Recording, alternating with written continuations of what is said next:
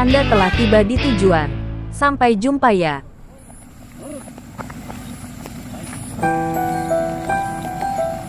Hai guys, apa kabar? Selamat datang di channel ini. Perkenalkan, nama saya Lena. Pada kesempatan ini, saya akan mengajak Anda jalan-jalan di daerah Duyu, yang berada di bawah kaki Gunung Gawalise, Kota Palu.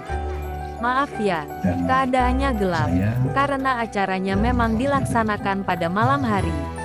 Acaranya adalah pesta rakyat yang dilaksanakan oleh komunitas Biovlog Palu, untuk bersama-sama makan ikan dari hasil Biovlog Palu, bersama masyarakat seputaran Lembana, Duyu, Palu. Oh iya, acara ini dikoordinir oleh Mbak Jasmine Via. Yang tidak menggunakan air yang Saudara, di wilayah ini, masyarakatnya berasal dari berbagai macam daerah di Indonesia.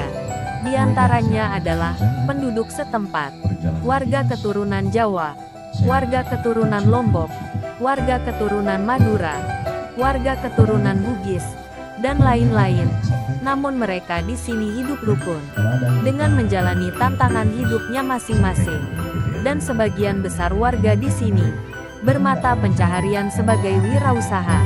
Ada yang pedagang, ada yang memproduksi toge, ada yang menanam sayur-sayuran, ada penjual somai dan lain sebagainya.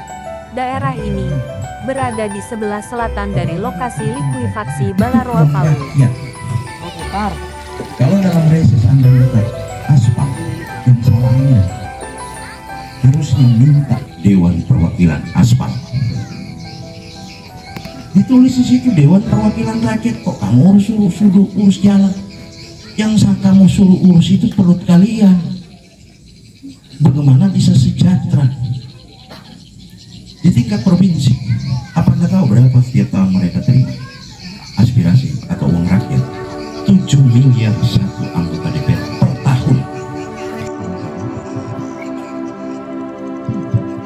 Saudara, kita saksikan. Saat ini warga sedang mendengarkan penjelasan atau testimoni dari salah seorang anggota DPRD Kota Palu, yaitu Bapak Marcelinus Pasapan, yang sedang berbicara di hadapan mereka, mengenai persoalan-persoalan, dan solusi-solusi yang beliau alami, selama menjadi anggota Dewan di Kota Palu.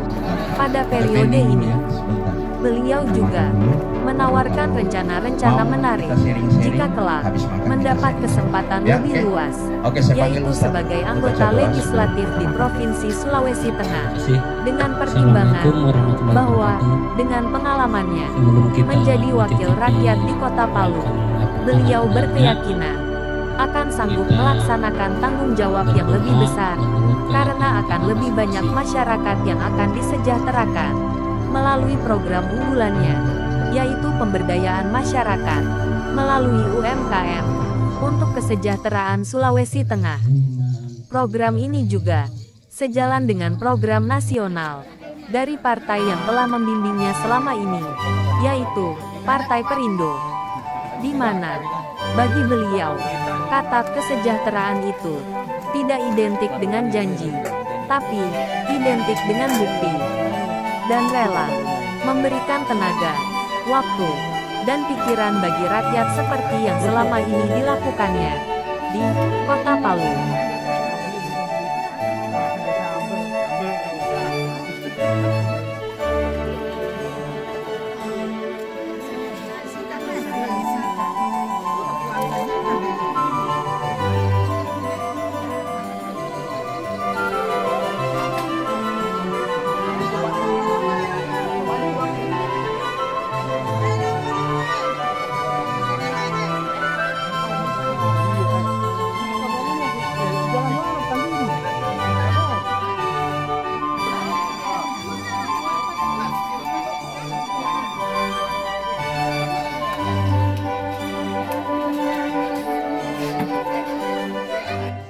Itulah yang ada di rumah saya, tahap demi tahap, mulai TW1, TW2, TW3. Bibit saya sudah order sampai Desember sekitar 400.000 bibit. Dan kami masuk dalam program pemberdayaan. Maka ke depan apabila rekan-rekan saya yang punya kolam bibitnya sudah habis, saya akan kasih bibit emas 30%, nila 70% dalam kolamnya. Dan itu semua gratis. Jadi setiap kolam itu punya tenaga surya. Nah, kalau sudah tenaga surya, apalagi yang kamu biayai? Cuma kasih makan pagi dan sore, tiba jual nasi kuning, sore pulang bikin kopi, kasih makan ikan, ampel bulan gak jalan, komersial panen sudah sedia.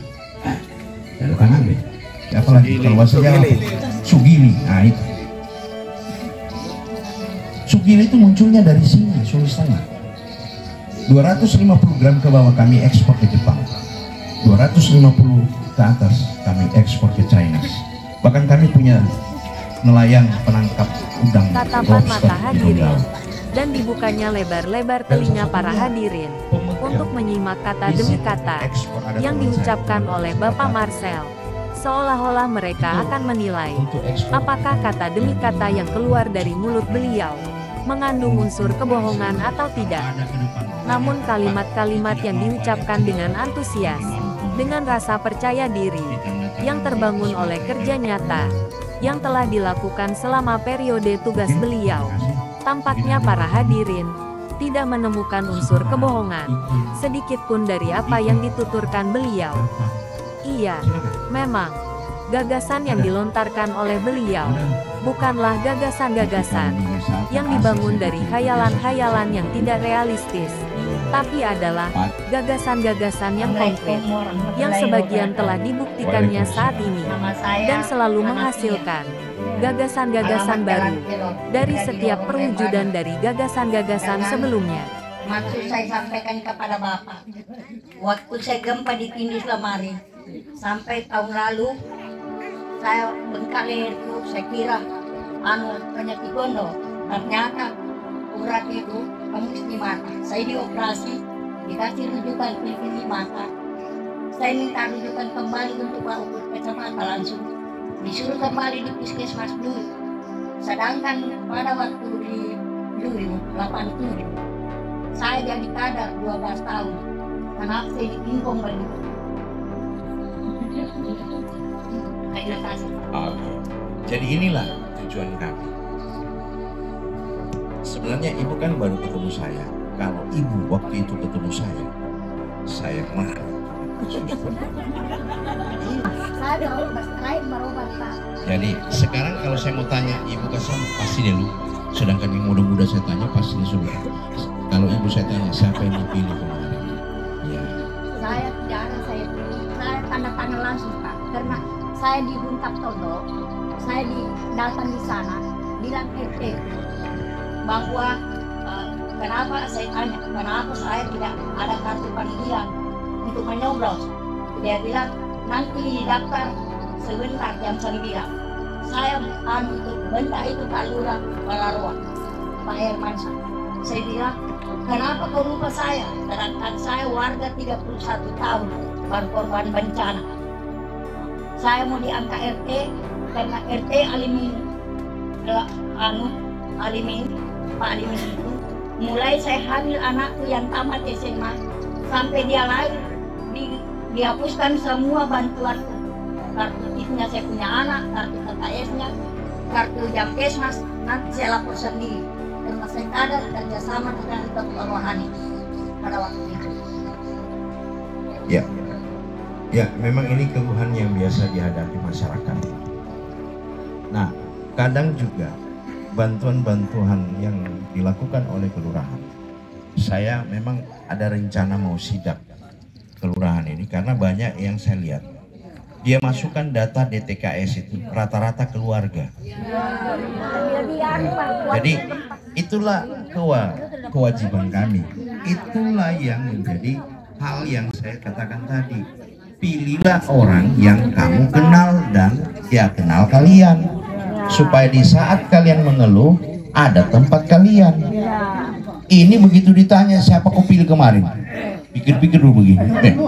Berarti tim sukses yang bawakan beras komio ini, bukan orangnya langsung. Tidak pernah Pak saya dapat. Ya. Sedangkan Tapi kalau ada hal-hal begitu lagi Bu, saya sudah kenal ibu, ibu kenal saya, ibu akan ke rumah saya dan saya tindaki itu bareng. Selama saya masih saya anggota punya DPR. anak Ya. di rumahnya ini. Ya. Mamanya Jasmine. Ya, jadi kalau ada persoalan-persoalan apa Bu, silakan. Ada di sini Pak D, ada Ibu Via. Di saat emergensi saat seperti itu, kalau Anda tidak kenal wakil kalian, justru Anda akan siksa. Jadi ke depan, apapun yang terjadi, saya sampaikan, saya pesan sama masyarakat. Kelak kalau ada yang masyarakat sakit, orang tua atau anak lantas berpikir masalah BPJS menunggak, jangan pikir itu dulu, masukkan di rumah sakit. Saya siap mendampingi semua keluhan itu, ya. Saya selagi masih menjabat sampai 2024 bulan 9, saya punya tanggung jawab. Bukan karena saya menang di Palu Selatan menjadi anggota DPR dan Palu Selatan, tapi saya menjadi anggota DPR Kota Palu hari ini. Jadi di segala penjuru Kota Palu ini, kalau ada persoalan dengan pemerintah, dengan kesehatan, datang cari saya dan saya siap dampingi. Oke? Siapa lagi? Ya, kalau pekerjaan itu sendiri Pak, masa saya harus carikan pekerjaan? Ini kan bukan tugas kami itu Pak. Kami begini, pekerjaan ini kalau ke depan saya bantu tadi, misalkan 100 kakak, ya, diberikan aspirasi dengan modal usaha, jadi 100 kakak yang tidak kerja itu bangun usaha itu, hasilnya dibagi rata, begitu. Tapi kalau saya mau bicarakan kamu kerja di perusahaan, itu sudah bukan tanggung jawab saya. Mewakil rakyat itu bukan itu. Kalau ada perusahaan yang terima, kan biasa namanya Ada DTKS dari Dinas Sosial masalah bantuan PKH, tapi sampai sekarang tidak ada. Apakah ada hubungannya itu dengan BPJS saya menunggak? Itu yang saya pertanyakan. Iya, kalau BPJS menunggak itu tidak ada hubungannya. Jadi ibu-ibu yang ditanggul, dia sudah masuk DTKS, bahkan dia penerima PKH, tidak terima-terima. Ini permainan dari biasa kelurahan, biasa juga dinsos. Nah, ini yang menjadi tanggung jawab saya. Apabila Anda melaporkan hal itu, kita ke dinsos, saya dampingi Anda. Kalau masalah BPJS yang tidak menunggak, itu yang menunggak tadi, biar aja menunggak dulu. Kalau di saat kau tiba-tiba, saya tidak minta kau sakit ya, tiba-tiba kau sakit Pak, apa orang sepi anak ini? Itu saya Tidak dapat bantuan apa-apa. ya, jadi begini. DTKS sudah keluar, tapi tidak ada sampai sekarang, tidak ada. Ya, itu yang saya bilang. Itu sudah. Maksud saya begini. Lalu tuh. Ya, cerita lalu, ya kan? Maksud saya begini. Kalau Anda misalkan tiba-tiba anak bapak atau tak bapak sendiri, lantas mau masuk saja Pak, nanti lapor ke saya yang urus. Akan saya alihkan ke KIS supaya Anda tidak membayar. Ya, Siap. Oke. Jadi kalau DTKS itu Bapak tidak terima, besok kalau ada saya punya saudara-saudara sini bisa cek, nanti kirim melalui via nomor itu, KTP-nya, nanti kita cek di Dinas Sosial. Boleh, siap. Oke? Ya. Oke, terima kasih. Ya. Itu ini susah mencarikan jodoh ini. Kelurahan tiap hari sedang kumpullah kalian dulu. Iya, jangan satu orang satu. Tiap hari saya bolak gitu. Maksud saya kumpul, nanti saya pertanyakan kenapa tidak dikasih masuk DTKS, ya. Nah, kalau saya ke depan tidak usah kalian masuk DTKS, lebih banyak kalian dapat tadi saya bangunkan usaha begitu, dapat 2 juta tiap bulan daripada 300.000 satu 3 bulan. Mana kamu pilih? Nah, nanti kalau melahirkan, nah memang biasa begini, KIS itu nanti diaktifkan pada saat ada kejadian. Biasa kadang begitu. Yang penting dia sudah KIS, paling gampang diaktifkan. Jadi pada saat masuk, jadi saya sampaikan ya, kalau masuk rumah sakit itu jangan 3 hari sesudah kalian sudah dalam rumah 3 hari baru kalian melapor sama saya. Nah, peraturan KIS itu kalau Anda melewati 3 hari, 3 harinya itu akan kalian bayar secara tunai. Maka pada saat masuk rumah sakit, sampaikan ke kami, sampaikan ke saya, supaya saat itu saya langsung urus. Ya, itu saja. Tidak perlu khawatir. Maka wakil yang kalian. Oke. Mana lagi? Pasti persoalan KIS semua ini. Iya, di TKS juga begitu. Jadi misalkan begini. Intinya saya masih ada siap mendampingi apapun keluhan masyarakat. Karena saya menjadi anggota DPR Kota Palu, bukan cuma mengganti menjadi anggota DPR Palu Selatan. Ya. Oke. Iya, kalau memang ibu sakit, ibu cari siapa punya ini Tono. Oh, mamanya Via ya? Oh iya, nanti Via urus. Oke?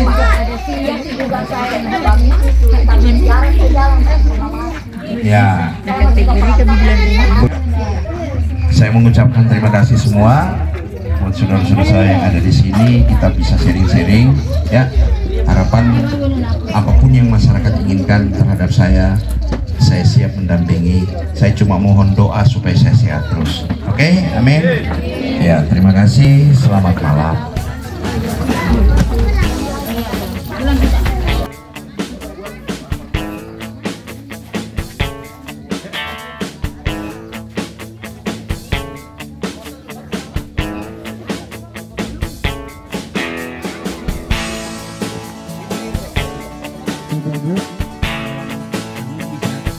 Demikianlah saudara, seluruh rangkaian acara telah selesai. Semoga ada satu hal yang Anda temukan di dalam tayangan video ini, dan pastikan hal itu bermanfaat bagi Anda maupun keluarga Anda. Oke, sampai di sini dulu ya liputan kami kali ini. Terima kasih sudah menonton. Saya Lena, sampai jumpa.